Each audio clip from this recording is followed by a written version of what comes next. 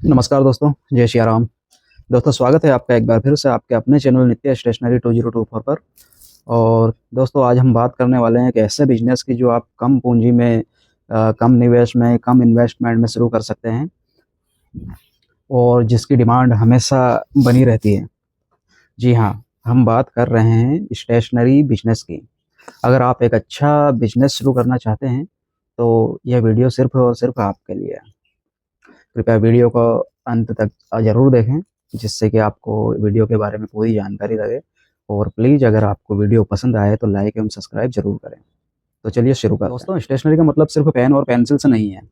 इसमें notebooks, files, papers, art और craft material जैसे कि और स्कूल की ज़रूरत का सामान, यहाँ तक कि ऑफिस में भी सप्लाई की जाती है। हर स्कूल, कॉलेज और ऑफिस में स्टेशनरी के सामान की ज़रूरत होती है। यह एक ऐसा बिजनेस है जिसमें सीजनल डिमांड तो रहती है, जैसे कि स्कूल के एडमिशन के समय इसमें बहुत ज़्यादा कंपटीशन रहता है।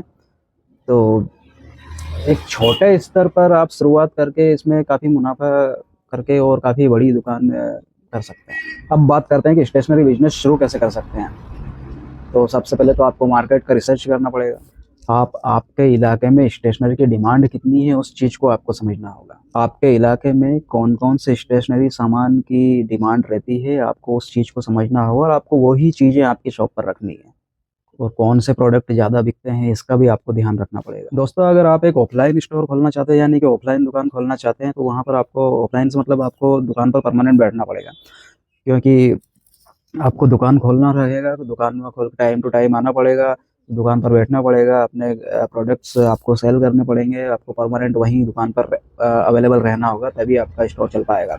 अगर वहीं हम बात करें ऑनलाइन स्टोर्स की, तो ऑनलाइन स्टोर्स के लिए आपको GSTI नंबर वगैरह की ज़रूरत पड़ेगी। क्योंकि ये ऑनलाइन स्टोर में, जैसे कि फ्लिपकार्ट हुआ, अमेजोन हुआ, इन पर आप अपने प्रोडक्ट सेल कर सकते हैं। तो उसके लिए आपको GSTI नंबर की ज़रूरत पड़ेगी। उसमें आपको किसी लोकेशन की ज़रूरत नहीं पड़ेगी कि आप किसी स्कूल के पास खोलें, कि कॉलेज के पास खोलें या ऑफिस के पास खोलें। आप घर से भी ये काम कर सकते हैं। अब बात करते हैं इन्वेस्टमेंट और स्टॉक की।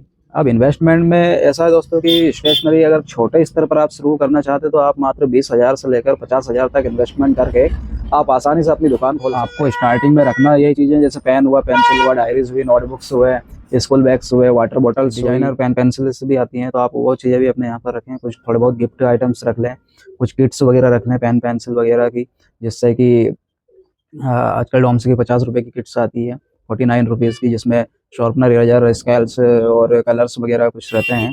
ऐसे कुछ जो गिफ्ट्स आइटम है, स्कूल से जो रिलेटेड चीज़ें रहती हैं, जो गिफ्ट आइटम्स हैं, अच्छे से सेल होती है, बहुत डिमांड रहती है इन चीज़ों की। अब बात कर लेते हैं कि स्टेशनरी का सामान कहाँ से खरीदें। तो स्टेशनरी के सामान के लिए फ्रेंड्स, आपको थोक में सामान खरीदने में काफ़ी फ़ायदा रहेगा। थोक में ही आप अपना सामान खरीदें, जिससे कि आपको कम दाम पर चीज़ें मिल जाएँ।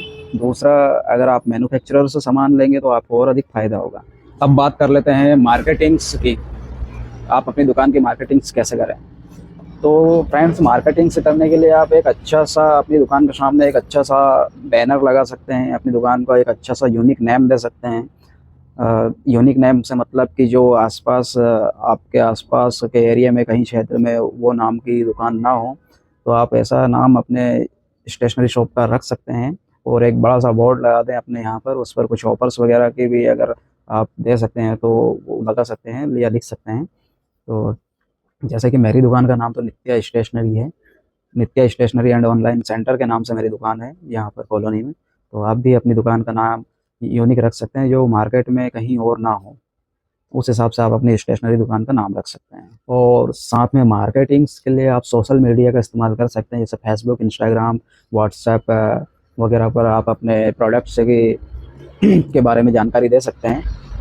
तो आप ज़्यादा से ज़्यादा सोशल मीडिया का इस्तेमाल करें, जिससे कि आपकी दुकान के बारे में लोगों को पता चले, आपके आसपास के क्षेत्र में लोगों को पता चले। क्योंकि व्हाट्सएप और सोशल मीडिया, ये जैसे कि फेसबुक हुआ, इंस्टाग्राम हुआ, व्हाट्सएप हुआ, ये काफ़ी सोशल मीडिया में काफ़ी प्रचलित नाम है। तो आप इन चीज़ों पर अपनी दुकान का प्रमोशन करें, या अपनी दुकान के आइटम्स के बारे में जानकारी दें, अपनी दुकान के बारे में जानकारी दें।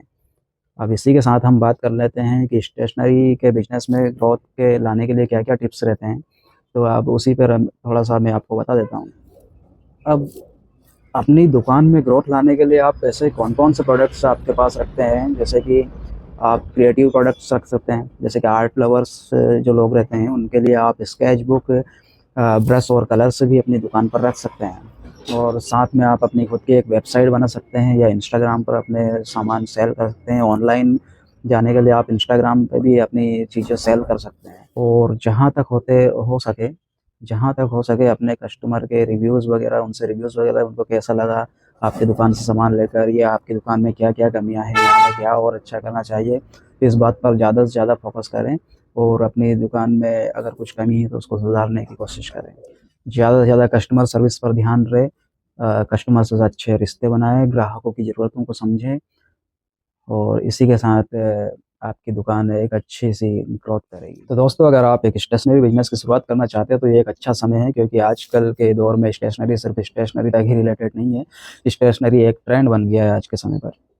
तो आप स्टेशनरी की बेशक शुरुआत कीजिए, कम इन्वेस्टमेंट में शुरुआत कीजिए, आपको अच्छा प्रॉफ़िट मिलेगा, आपको अच्छा रिस्पॉन्स मिलेगा। ऐसी उम्मीद के साथ मैं आपको बता रहा हूँ कि आप बिल्कुल कीजिए, बेझिझक स्टेशनरी की शुरुआत कीजिए, स्टेशनरी शॉप। और यह समय ऐसा है दोस्तों कि आप कम निवेश में बड़ी कमाई और ग्रोथ की संभावना ज़्यादा है स्टेशनरी के बिज़नेस में, क्योंकि एक ट्रेंडिंग शॉप हो गई है आजकल स्टेशनरी की। क्योंकि स्टेशनरी का मतलब सिर्फ़ यही नहीं कि कॉपी, पेन, पेंसिल हो गया। वो ज़माना गया जब पेन पेंसिल के सिर्फ़ स्टेशनरी, पेन पेंसिल कॉपियों से पहचानी जाती थी। आज के दौर में, आज के करंट अभी इसके समय में स्टेशनरी में ऐसे-ऐसे प्रोडक्ट्स हैं दोस्तों कि जिसके बारे में आप समझ भी नहीं सकते। दोस्तों, आज के समय में इतना स्टेशनरी का चलन हो गया है, इतनी डिज़ाइनर स्टेशनरी मिलती हैं कि आपको क्या बताऊँ मैं। तो आप इस समय पर आप स्टेशनरी की शॉप की बिल्कुल शुरुआत कीजिए, है ना? ये क्योंकि इसमें स्टेशनरी की शॉप में सब सारे जितने भी वो रहते हैं बिज़नेस, उनमें स्टेशनरी की शॉप पर सबसे ज़्यादा बिज़नेस रहता है। स्टेशनरी की शॉप पर स्टेशनरी के आइटम्स पर बहुत ज़्यादा डिस्काउंट रहता है ब्रांड से। तो इसलिए आपसे निवेदन है कि अगर आप शॉप डालने का सोच रहे हैं तो स्टेशनरी की ही शॉप डालें। दोस्तों, आज के इस वीडियो में बस यहीं तक का हमारा साथ था। अब मैं आपको आगे बता देता हूँ, याद दिला देता हूँ कि अगर आपको मेरा वीडियो पसंद आया हो तो प्लीज़ लाइक एंड सब्सक्राइब ज़रूर करें, क्योंकि आपके लाइक्स एंड सब्सक्राइब और कमेंट से ही मुझे और प्रेरित करते हैं कि मैं और अच्छे से वीडियोज़ बनाऊँ, आपके लिए और कुछ नए आइडियाज़ लेके आऊँ, जिससे कि आपकी भी ग्रोथ हो या आपकी दुकान शॉप में अच्छे से चले। इसी उम्मीद के साथ जय श्री राम फ्रेंड्स।